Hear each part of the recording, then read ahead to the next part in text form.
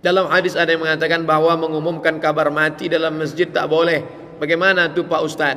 Ketika meninggal Raja Ethiopia, Abyssinia, Habasyah, namanya Najasyi. Raja Najasyi meninggal di Afrika. Nabi memanggil sahabat untuk sholat di Masjid Nabawi. Di mana itu diumumkan? Di masjid. Dipanggil sahabat untuk sholat di Masjid Nabawi, jenazahnya tak ada. Sahabat bertanya, mana jenazahnya ya Rasulullah? Inilah kronologis sholat gaib.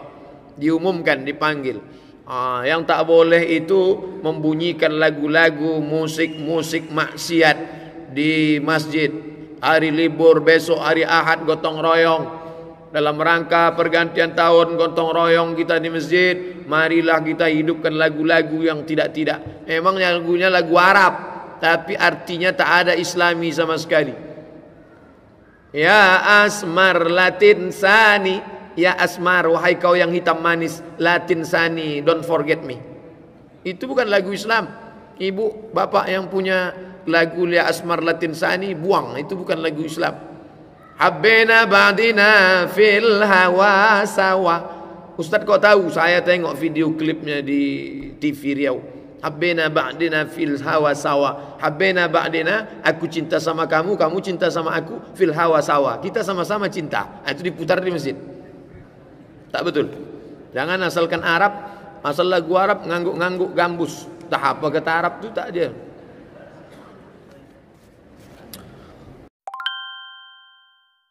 Ustaz, tolong jelaskan bagaimana cara merapatkan dan meluruskan sop solat yang benar. Karena banyak orang ketika solat berjamaah sopnya. Yang pertama tumit. Pakai pedang itu meluruskan tumit. Kalau tak lurus juga sampai hari ini, besok gantungkan pedang satu di. Tak mempan lagi, luruskan sop. Tak mempan lagi, pakai pedang tumit. Siapa yang panjang tumitnya ke belakang habis, balik tak bertumit lagi. Tumit lurus. Tumit lurus. Adapun ujung kaki, tergantung kaki masing-masing. Yang lurus itu tumit. Ujungnya kakinya panjang-panjang dia ke depan. Dah. Lalu kemudian setelah tumitnya lurus, ini tentang masalah ini. Bagaimana ini kelingking dengan kelingking ini? Apakah mesti menempel bertemu? Wa kana, hadis riwayat Anas bin Malik. Wa kana ahaduna. Mikrofon ini berkurang suaranya, Ustaz minta tolong. Wa kana ahaduna, salah seorang di antara kami, yulziqu, menempelkan, kata Anas bin Malik. Salah seorang di antara kami menempelkan kakinya. Salah seorang di antara kami menempelkan kakinya. Bukan Nabi menyuruh tempel. Tidak. Salah seorang di antara kami ada yang menempelkan. Artinya ada yang kakinya menempel dan dia nyaman. Jadi kalau dia tempel nyaman, tapi kalau dia tempel tak nyaman, ditempelnya sekali digesernya. Asal rapat saja cukup. Ustaz termasuk yang mana? Saya beberapa kali ditempel orang, saya diam aja, tak saya geser. Ditempelnya saya.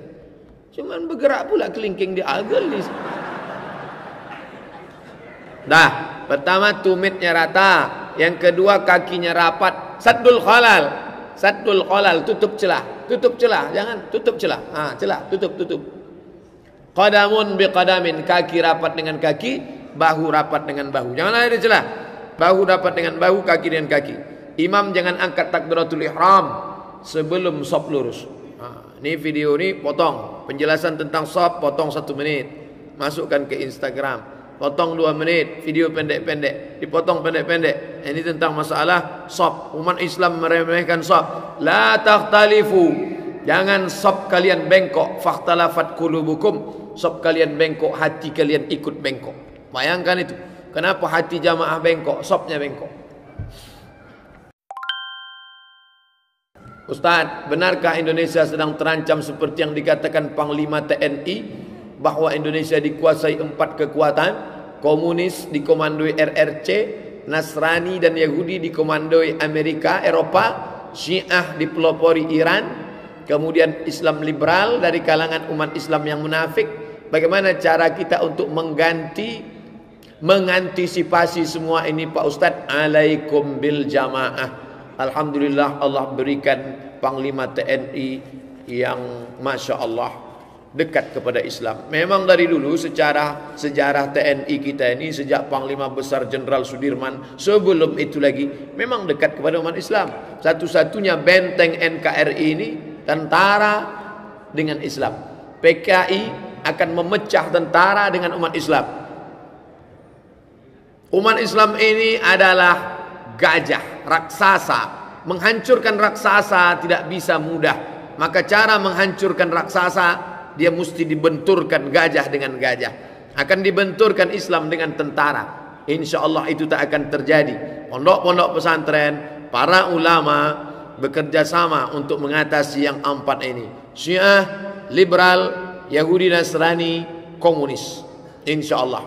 Apapun yang terjadi, anak-anak kita didik, masjid ramaikan, pengajian tetap istiqamah. Yang penting berjamaah. Alaikum bil jamaah. Tapi jangan lupa dengan terprogram, jangan semrawut, kacau balau, acak kadut. Pak Ustadz, bolehkah solat witir setelah solat ba'diyah isya? Boleh. Mana dalilnya? Enak aja Ustadz ngomong boleh. Emang Ustadz Nabi? Dua orang yang solat witir setelah isya. Yang pertama, Abu Bakar Siddiq. Ya Aba Bakrin mata tutiru. Hai Abu Bakar, kapan kau solat witir? Apa kata Abu Bakar? Ba'dal atamah. Atamah solat isya. Setelah isya langsung dia solat witir. Cuman beda Abu Bakar dengan kita. Abu Bakar setelah isya solat witir langsung tidur. Karena makruh hukumnya ngobrol setelah isya, kecuali bicara agama. Orang kita habis isya, ba'diyah isya, witir, habis itu nonton sinetron pula lagi. Maka yang paling bagus kalau tak sanggup witir malam, sebelum tidur malam witir. Kalau dibuatnya setelah isya, baik, tak masalah. Yang kedua, siapa yang witir sebelum tidur? Abu Hurairah. Yang pertama Abu Bakar, yang kedua Abu Hurairah. Itu jelas di dalam hadis Nabi.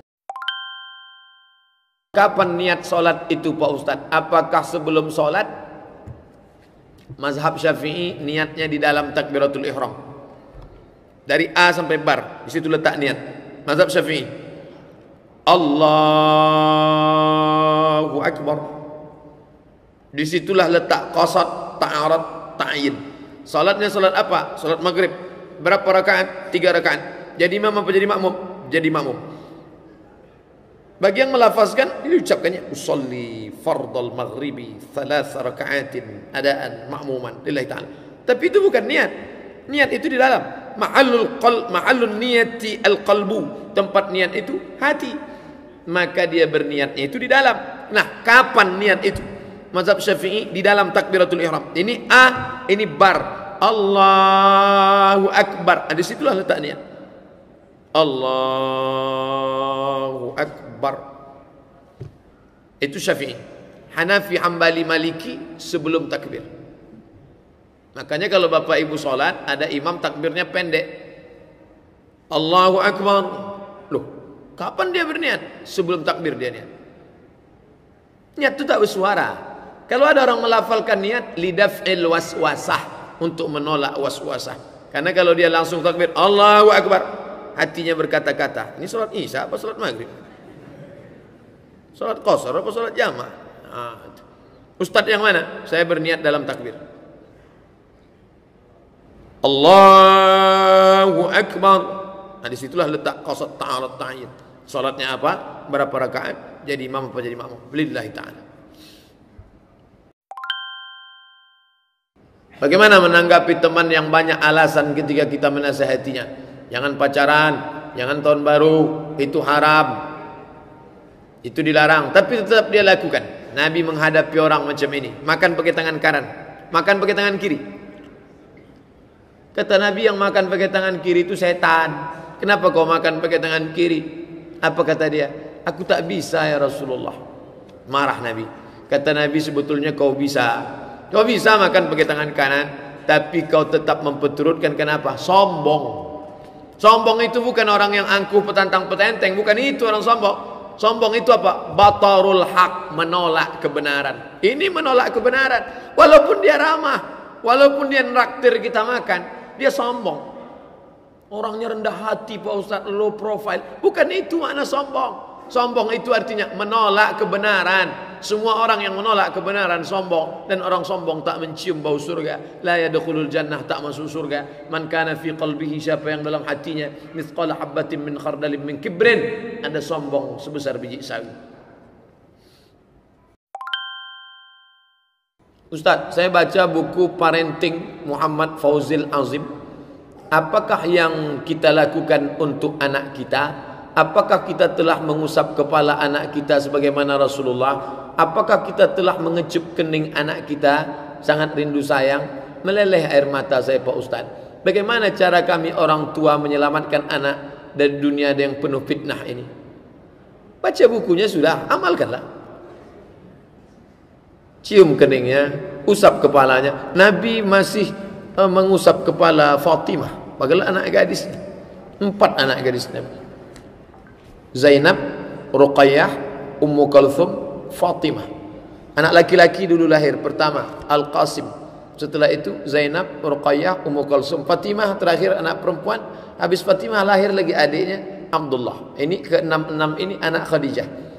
Lalu kemudian setelah itu ada perempuan dari Mesir melahirkan anak Nabi, namanya Maria Al-Qibtiyah. Jadi anak Nabi semuanya 7. 3 laki-laki, 4 perempuan. Cucunya Hasan Husain, digendongnya, dipeluknya, diciumnya. Lalu kemudian ada seorang Arab Badui menengok lama. Apa kata dia? Anakku 10, 1 pun tak pernah kucium. Itulah kerasnya Arab Badui. Sepreman-premannya orang kita bertatu, kalau sudah nengok anak kecil hilang premannya. Tapi ini orang Arab Badui, 10 anakku laki-laki tak pernah kucium, kata dia. Lalu apa kata Nabi? Man la yarham la yurham. Siapa yang tak sayang, Allah tak menyayangi dia.